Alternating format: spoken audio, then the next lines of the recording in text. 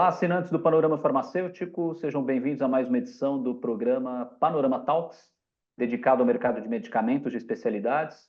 E esse programa, mais uma vez, tem o patrocínio da Bradimex, a associação que representa as principais distribuidoras atuantes nesse segmento. E hoje temos a honra de receber uma especialista em medicamentos de especialidades e em patentes também. É um tema muito sensível e relevante para a gente discutir as políticas e estratégias de acesso a essa classe de medicamentos no país. Eu estou aqui com a Ana Gembes. Falei certo, né, Ana? Ana Gembes. Certinho. Ótimo. Ela é diretora de inovação e desenvolvimento de negócios da Lips e queremos ouvir um pouquinho do que ela entende desse mercado. Mas antes de mais nada, Ana, boas-vindas, tá? Bem-vindo ao Panorama Talks. E antes de falarmos um pouco sobre o trabalho específico da Libs e o posicionamento atual de vocês dentro desse cenário de specialty, me fala um pouquinho da parte de patentes. A gente identifica hoje uma tendência natural de quebra de patentes em nível global, mas como é que a gente traduz essa realidade para o mercado farmacêutico brasileiro? Isso já existe e de que maneira isso pode mexer nessa política de acesso a novos medicamentos? Bom, vamos lá. Oi, pessoal, tudo bem? Eu acho que é importante a gente dividir a questão do conceito do que é uma quebra de patente e uma queda de patente. Quando a gente fala de queda de patente, é quando tem a expiração do prazo natural desse monopólio, dessa concessão de uso do direito do titular, ou seja, do dono da invenção, que tem esse tempo de 20 anos desde a sua invenção, desde que ele submeteu a patente para realmente usufruir os benefícios dela de uma maneira exclusiva. E ao fim desse prazo de 20 anos, que não necessariamente são 20 anos de mercado, né? 20 anos do momento da invenção, e dependendo do mercado, quando a gente fala de mercado de tecnologia, normalmente de uma invenção, o mercado é um prazo muito mais rápido, e o ciclo de vida do produto também, ou da invenção, é mais curto. E quando a gente fala do mercado farmacêutico, de medicamentos, a gente entende que tem um longo prazo de desenvolvimento, realmente, até a gente ter o produto, a invenção chegando no mercado, chegando para os pacientes, e por isso também, muitas vezes, vamos dizer que, em média, dependendo da especialidade médica, o medicamento, essa invenção tem um prazo de exclusividade de aproximadamente 10 anos, vamos dizer. Então, quando termina esse prazo de 10 anos, há a queda da patente, que é o fim desse período natural de exclusividade.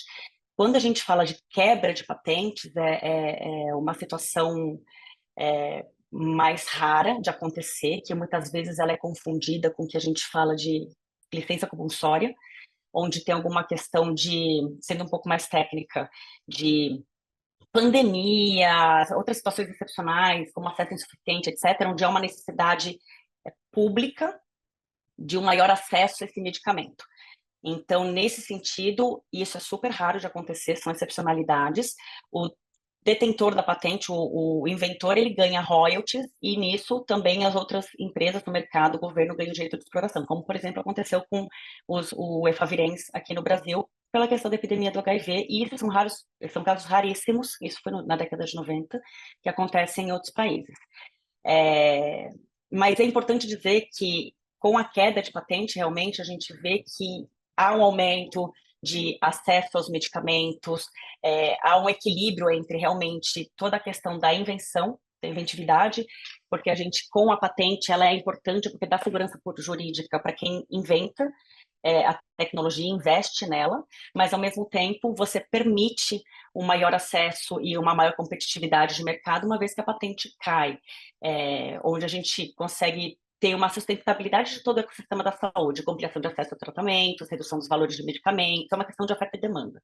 E com isso a gente amplia realmente a parcela da população que tem acesso. Então, ela é uma realidade com todos esses blockbusters de diversos medicamentos, que com essa queda de patentes há muito mais empresas entrando e um maior acesso da população, não só brasileira, mas também mundial, a esses tratamentos mais modernos e mais especializados e individualizados, digamos assim.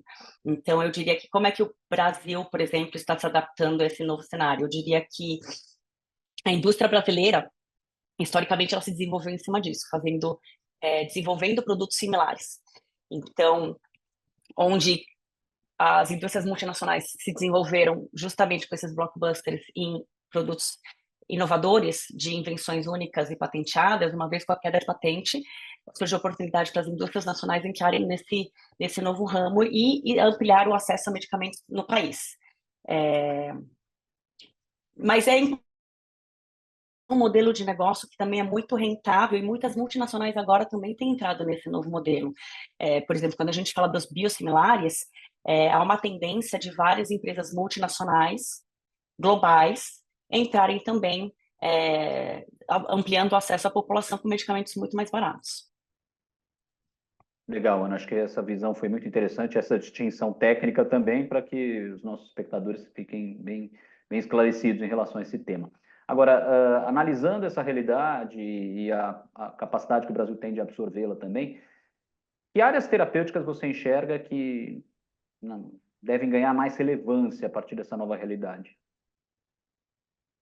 É, Eu diria que, historicamente, a gente teve muito desenvolvimento da indústria nacional e também do acesso à população nas doenças crônicas tradicionais, hipertensão, as doenças cardiometabólicas, doenças do sistema nervoso central, e mais recentemente com as quedas de patentes dos produtos mais inovadores, focando principalmente em oncologia, doenças crônicas mais complexas,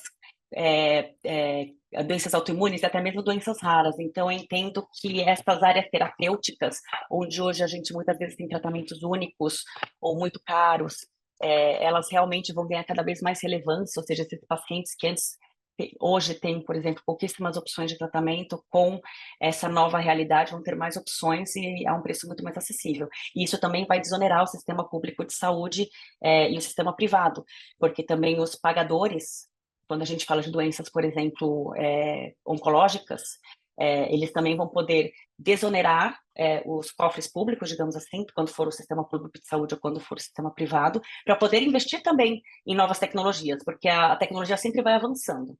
Então, isso também é um mecanismo importante para que a gente consiga seguir na tomada de cada vez trazer produtos melhores para os pacientes, e com mais tecnologia. Bacana. E a gente percebe um movimento muito claro, quer dizer, não só em nível global por conta das patentes, mas também no Brasil, com, né, incentivos públicos também à formação de complexos industriais, mais recente a aprovação do projeto de lei de pesquisas clínicas. Pensando em todo esse contexto e analisando a nossa realidade, e como é que a indústria farmacêutica brasileira está posicionada? Você atua numa farmacêutica brasileira e, obviamente, as multinacionais, elas têm um aporte elevado em inovação, já consagrado até por uma política global de investimentos. Mas como é que as farmacêuticas brasileiras se inserem nesse contexto? Como você vê o atual posicionamento desse segmento? Eu vejo que cada vez mais a indústria nacional tem se dedicado, investindo nessas novas tecnologias. Por exemplo, a Libes inaugurou em 2016 a primeira fábrica de anticorpos monoclonais em escala industrial e agora, nesse ano de 2024, estamos ganhando também uma planta multipropósito para o nosso complexo da Biotech. E por que, por exemplo, essa planta multipropósito? Cada vez mais a gente quer investir em novas tecnologias. A gente entende que os biosimilares não são mais uma tendência, é uma realidade, e que hoje a tecnologia tem avançado, inclusive, para tratamentos, o potencial de curar, inclusive, por exemplo, doenças genéticas, como tratamentos gênicos, etc. Então, a proposta que a gente tem com essa planta multipropósito é estar cada vez mais próximo e atuando junto ao desenvolvimento dessas tecnologias nascentes, junto a startups, empresas internacionais, trabalhando no escalonamento de bioprocessos, para produzir material clínico, para a gente poder fazer os estudos clínicos no Brasil também, que aqui a gente sabe que é uma população muito grande, com grandes necessidades médicas não atendidas. Então, quando a gente fala, por exemplo, de doenças raras, muitas vezes aqui é um potencial, a gente tem um potencial muito grande de tratar os pacientes brasileiros e de trazer esses estudos clínicos para o Brasil também. E para isso a gente tem trabalhado nessa planta multipropósito.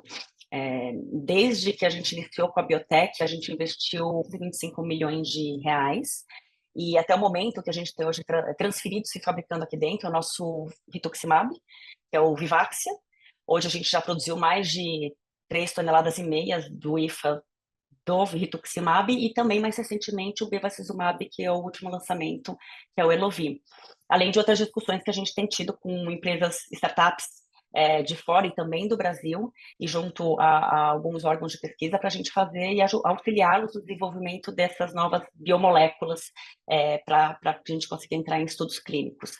Então, eu entendo que esse é um caminho que não tem mais volta, e é muito importante para o desenvolvimento da ciência e pesquisa no Brasil, e eu vejo cada vez mais as empresas, né, entrando nessa linha de investir, apesar dos riscos que a gente sabe que estão inerentes a esses processos de desenvolvimento. E isso daí, com certeza, vai contribuir para a ampliação ao acesso da população brasileira a tratamentos de doenças complexas e cada vez mais importantes realmente para a população. E, Ana, a gente sabe que o Brasil não é para fracos, né? E não, é impressionante, né? Muita emoção. É o que você Muitas falou, né? emoções. Pois é, né? Necessidades médicas não atendidas, a gente está falando de um país de dimensões continentais, e, ao mesmo tempo, um país que traz oportunidades, né? Você tem o envelhecimento da populacional, essas necessidades, né, não atendidas. Agora, para tentar fechar essa equação, que desafios você vê que precisam ser superados? Aí a gente analisando duas frentes, né? A relação com os entes públicos, né? E aí eu posso falar de Anvisa, Ministério da Saúde, governos, né, que compram os medicamentos, compradores, e isso numa ponta. E na outra, pagadores privados, planos de saúde especialmente. Como é que você vê essa relação e como a gente pode melhorar, pensando na tal da sustentabilidade, que é a palavra que você usou lá no começo da entrevista? É, Bom, eu acho que um dos principais desafios é a gente democratizar o acesso aos medicamentos, especialmente para populações de baixa renda, e realmente facilitar toda essa cadeia, esse ecossistema da saúde que a gente tem, desde a parte de pesquisa e desenvolvimento, todas as dificuldades que a gente tem no Brasil, como é que a gente traz mais pesquisa para cá, mais investimentos, desde redução de impostos, quando for possível, desonerando o sistema, talvez canais verdes para a gente facilitar a importação de insumos farmacêuticos para o país, para quando a gente tem toda a parte de desenvolvimento, como é que a gente trabalha até mesmo com a evasão de talentos, para a gente conseguir trazer os produtos para dentro, os projetos para dentro, desenvolver os projetos no Brasil, reduzir os prazos, desde prazos de aprovação de estudos clínicos, em todo o sistema de CONEP, Unitec, etc., para que a gente consiga realmente ser competitivo quando a gente fala com os outros países do mundo. E aqui dentro também entender que todos trabalhamos juntos também, entre entes públicos, pagadores privados, estamos todos dentro do mesmo ecossistema e a gente tem que trabalhar junto. A gente fala que é jogar para o outro acertar. É um time realmente trabalhando junto para a gente conseguir trazer mais saúde para a população. A gente tem que ter um equilíbrio em todas as pontas e não para que a gente seja sustentável e com isso a gente realmente conseguir entregar o medicamento lá na ponta para o paciente, porque se a gente tem um player desse ecossistema que esteja fragilizado, o ecossistema inteiro acaba caindo. Então, todos temos que trabalhar muito em conjunto, desde o governo, as instituições privadas, as instituições públicas, os pagadores, os grupos, as associações de pacientes, para a gente entender quais são as pedras no meio do caminho e juntos a gente conseguir ir tirando uma por vez. A gente sabe que o caminho é árduo, não é fácil, mas de maneira geral, eu tenho visto sim uma evolução. Eu acho que hoje a gente está muito mais longe do que a gente estava 10 anos atrás e o potencial que a gente tem realmente é de melhorar cada dia que passa. E considerando essa ponta que não pode se desamarrar de nenhuma forma, essas pontas, né? Como é que você vê o papel das distribuidoras, também considerando as características desse país? Eu acho que hoje elas realmente são muito importantes. A gente vê que o Brasil é um país de tamanho continental. Então, como é que a gente faz o produto chegar de norte a sul, ainda mais com não só a questão da geografia, mas as mudanças climáticas, as dificuldades que a gente tem. Então, as distribuidoras são essenciais em todo o processo. A gente sabe também que eles trabalham sempre com margens muito mais apertadas, que não é fácil. Então, o que a gente tem sempre que trabalhar é como é que a gente faz para que a gente tenha um ecossistema saudável e todos consigamos ser sustentáveis para a gente não deixar a bola cair. Porque se um cai, todos caem. É interessante essa visão e esse tem que ser o caminho. É sustentabilidade e equilíbrio, né, na relação entre todos Sim. eles. Legal. Ana, Poderíamos gastar mais tempo aqui para discutir soluções para o mercado. Eu sei que elas não são mágicas, dependem de uma série de fatores, dependem de uma série de atores, mas E eu tô aqui com uma e aí colaboradora nova que surgiu, tá acabou de vendo? chegar, gente. Essa é para animar o Panorama Talks. É um papo muito denso, muito sério, né? Qual o nome da pequena? Isso. Júlia, é a Júlia. Júlia. Ela veio toda quietinha aqui, faz Então, parte. Panorama Talks com participação especial aí. Legal, Ana. Sim. Ana, mais uma vez agradeço a sua presença no Panorama Talks. Seguimos de portas abertas e que venham novos investimentos nessa área de specialty. Obrigado mais uma vez. Maravilha. Muito obrigada. Foi um prazer. Tchau, tchau. E aí, gostaram demais dessa edição do Panorama Talks? Vamos deixar a dica aqui para você. Inscreva-se no canal, ative as notificações e acompanhe também o programa nas nossas redes sociais e grupos de mensagem. E, claro, no próprio panoramafarmacêutico.com.br. Um abraço, tudo de bom para todos.